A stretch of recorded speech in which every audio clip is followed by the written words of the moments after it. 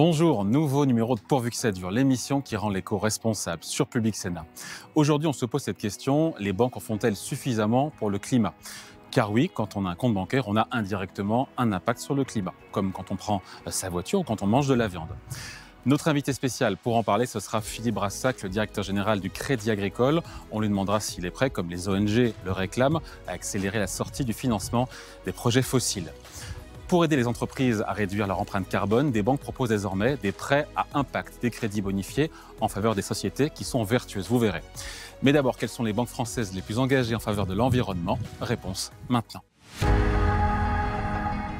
Et oui, quel lien y a-t-il entre banque et climat ? Quels sont les établissements les plus vertueux ? On en parle avec vous, Anne-Catherine Husson-Traoré, bonjour. Bonjour David. Directrice générale de Novetic. C'est vrai que c'est pas évident de faire le lien entre banque et environnement. Mais l'argent qu'on laisse sur nos comptes, il ne dort pas, il fait des petits, comme on dit, parfois, parce que les banques s'en servent pour financer des projets qui sont plus ou moins nocifs pour l'environnement et pour la planète.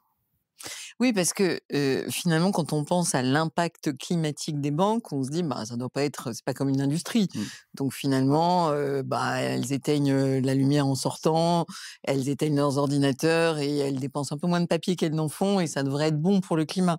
Mais en fait, et ça date vraiment de 2015, de l'accord de Paris, on s'est rendu compte qu'en fait, le vrai impact climatique des acteurs financiers, c'est ce qu'elles financent, c'est-à-dire l'économie telle qu'elle est.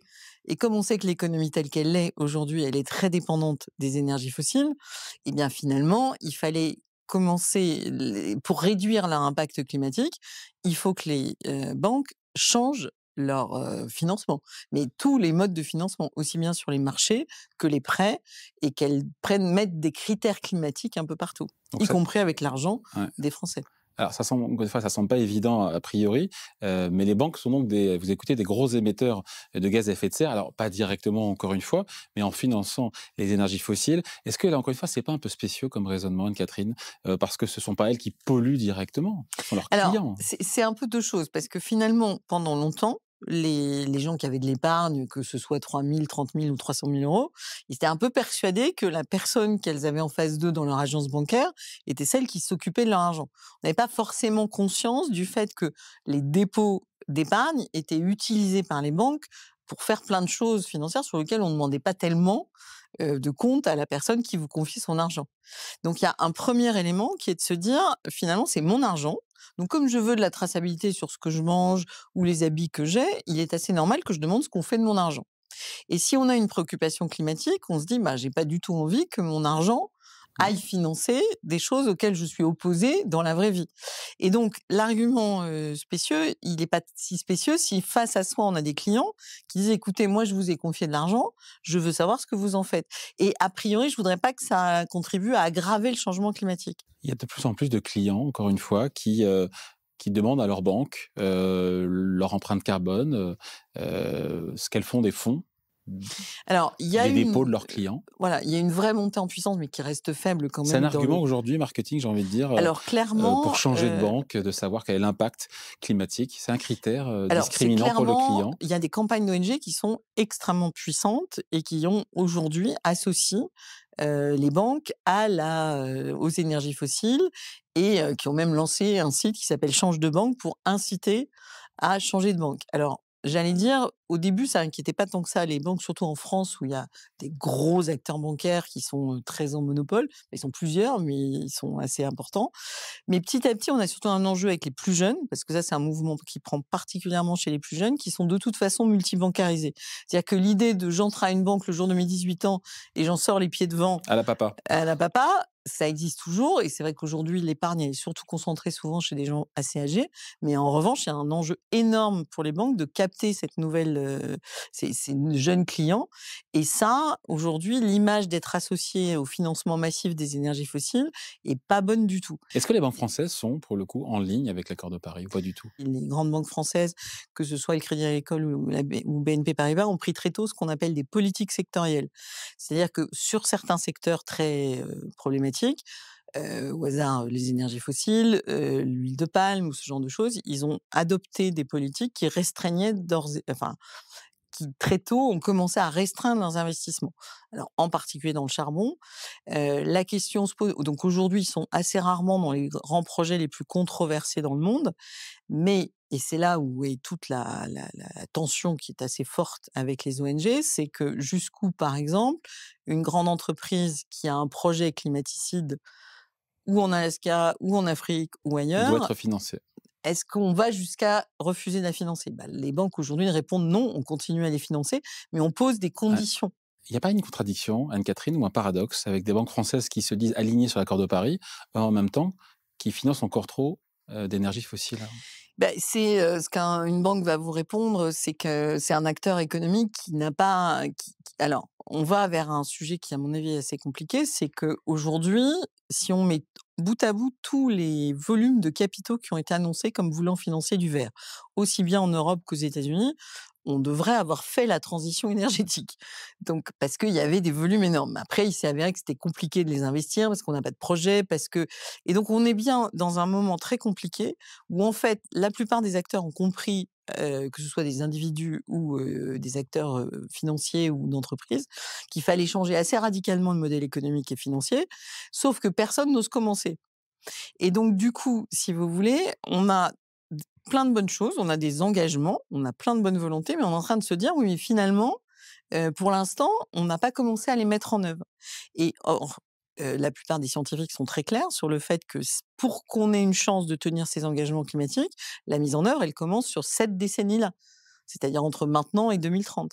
Et donc c'est ça Donc il faut le faire moins de fossiles et ou plus de green. bah, C'est surtout, il ne les faut pas ne s'occuper que des énergies parce qu'en fait, c'est ça le problème. C'est-à-dire que finalement, depuis 7-8 ans, on est sur la question qui est clé évidemment, énergies renouvelables. fossiles renouvelables. Ouais. Mais il y a tout le reste. C'est-à-dire, il y a l'économie telle qu'elle est aujourd'hui sur plein de sujets. On a enfin fait émerger la question de la sobriété énergétique à cause du prix de l'énergie, mais c'est un des sujets principaux. Mais on a aussi toute la question de la biodiversité qui est en train de s'effondrer gentiment, des problèmes d'eau. Tout ça, ça a des conséquences économiques. L'eau, on en a besoin pour vivre, mais il y a plein d'industries qui en ont besoin pour leur Oui. processus. Ouais. Donc si on n'en a plus, on fait comment?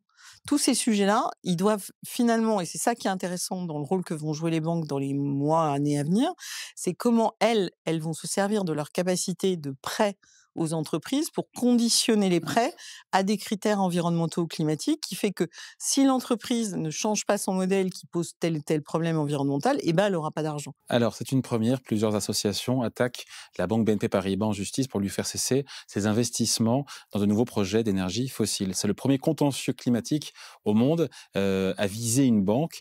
C'est vraiment une affaire historique. Et comment tout ça va se solder? C'est un contentieux basé sur le devoir de vigilance, c'est-à-dire une nouvelle obligation créée par le droit français et bientôt européen, qui consiste à avoir une totale traçabilité sur l'ensemble de sa chaîne. Donc là, BNP est attaqué en tant que financeur alors d'énergie fossile, mais pas que d'ailleurs, d'activités économiques qui sont mauvaises pour le climat. Mm. Vu de la banque, c'est quand même invraisemblable et ça fait beaucoup d'acteurs financiers que j'entends qui disent ça. C'est quand même une des banques les plus engagées, et c'est vrai, qui a développé des stratégies, de tous azimuts, qui a pris des engagements sur les énergies fossiles, en 2017 où ils étaient un peu les premiers sur la question du Engagements qui ont gaz été de schiste. renforcés depuis. Voilà, et qui ne cessent de renforcer leurs engagements. Et en même temps, les ONG ne cessent d'augmenter leurs demandes. C'est Heu, injuste, quelque part? alors je ne suis pas ni le juge ni quoi que ce soit, et en plus on est sur un ça c'est aussi l'objectif de créer une jurisprudence. C'est très américain en fait comme stratégie, c'est-à-dire d'attaquer, Non, le s bon élève, quelque part aussi. alors évidemment le plus visible, mais de toute Ouais. façon il y a la BNP est la plus grosse banque européenne. Donc de facto, c'est aussi pour ça que c'est la première cible. S'attaquer au plus fort, quoi. Oui, puis parce qu'en termes d'effet de levier, là forcément c'est énorme, y compris en termes de visibilité pour cette action Ouais. climatique. Et ce procès se finira comment, a priori? Alors pour l'instant, Parce il qu'il y a a fait eu bouger les lignes quand même, parce que BNP Paribas a déclaré vouloir diminuer de 80% ses financements à la production de pétrole d'ici 2030, engagement annoncé en début d'année, qui est en lien peut-être aussi avec ces 3 ONG qui ont attaqué la banque française. Donc des nouveaux engagements postérieurs qui vont dans le bon sens. oui, c'est-à-dire que de toute façon, les ONG vous répondent que, bah, en géné c'est grâce à leur, stratégie d'aiguillonnement permanent, enfin on ne dit pas Oui, d'aiguillonnement, oui. leur stratégie d'incitation Voilà. permanente que finalement la banque avance et prend des engagements qui sont tout à fait remarquables. Ça, c'est vrai. Après, le risque c'est que les autres financiers disent: «Ah bah, c'est pas la peine de s'engager parce qu'en plus on a que des coûts à prendre» et que, je sais pas jusqu'où ça accélère les choses. Quelles sont les banques françaises les plus engagées pour le climat? Si on parle des bons élèves, on cite qui? Bah, toutes les Objectivement. grandes banques, les plus grandes banques françaises ont toutes des engagements, des politiques, et de facto, BNP Paribas est une de celles qui a les politiques les plus exigeantes, oui, ça c'est vrai. Mmh.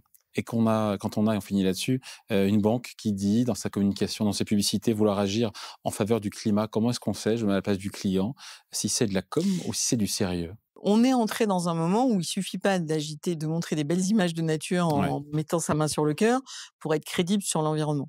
Donc c'est vrai qu'il va falloir prouver par, le type de réalisation qu'on a financé, par le type avec des indicateurs concrets d'émissions de CO2 qu'on a réussi à éviter, de sobriété en consommation d'eau ou d'énergie ou de choses comme ça.